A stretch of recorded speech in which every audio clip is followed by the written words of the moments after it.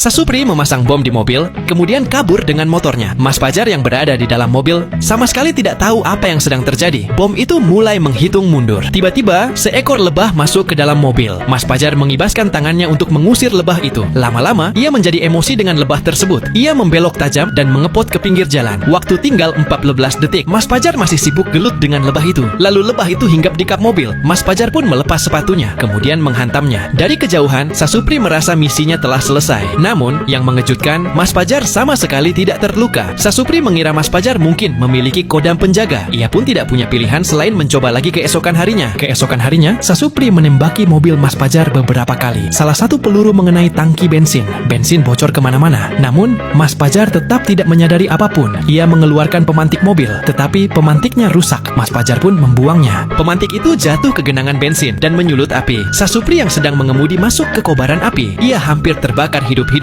dan dengan cepat melompat keluar dari mobil. Jeepnya terguling ke jurang dan meledak. Sasupri mulai kena mental. Mas Fajar terus mengemudikan mobilnya yang bocor. Bos Sasupri akhirnya memutuskan untuk mengirim pembunuh terbaiknya yang bernama Pepeng. Tak lama kemudian, Mas Fajar tiba di sebuah pom bensin. Pepeng mengikuti Mas Fajar dari belakang. Ia mengeluarkan pisau dan menunjukkan tato emping di lengannya. Bukti jumlah para korbannya. Ia berkata bahwa pekerjaan ini begitu easy. Mas Fajar tidak sadar bahwa ia sedang dalam bahaya. Seorang petugas pom bensin melihat lubang di mobil Mas Fajar dan menambalnya dengan permen karet. Mas Fajar merasa gerah, kemudian mencuci rambutnya dengan semprotan air. Ia tidak menyadari Pepeng sedang mendekat dari belakang, tapi tepat saat Sasupri bergerak, kain itu malah terbang masuk ke mulutnya sendiri. Mas Fajar pun lolos lagi tanpa sadar. Beberapa jam kemudian, Pepeng akhirnya sadar, tetapi secara tidak sengaja mengaktifkan mekanisme tersembunyi di belatinya, sehingga pembunuh terbaik itu langsung pindah alam. Bos mereka pun murka. Ia mengirim 5 orang untuk menangkap Mas Fajar. Ia bahkan menempatkan penjaga untuk mengawasinya, tapi Mas Fajar terlalu sakti. Ikatannya terlepas sendiri dan dia melompat keluar jendela. Salah satu penjaga tersangkut tali itu ketika penjaga lain datang. Mas Fajar menyerah, tetapi tanpa sengaja malah menjatuhkan penjaga yang tersangkut dan dia lolos lagi karena keberuntungan. Bos akhirnya tidak sabar dan memutuskan untuk turun tangan sendiri. Ia menyelinap ke rumah Mas Fajar dan menunggu. Saat Mas Fajar pulang, bos tiba-tiba muncul dari balik pintu yang membuat Mas Fajar kaget. Tapi saat itu, Mas Gondrong datang untuk menagih hutang. Bagi yang mau nonton, judul filmnya adalah The Stupids.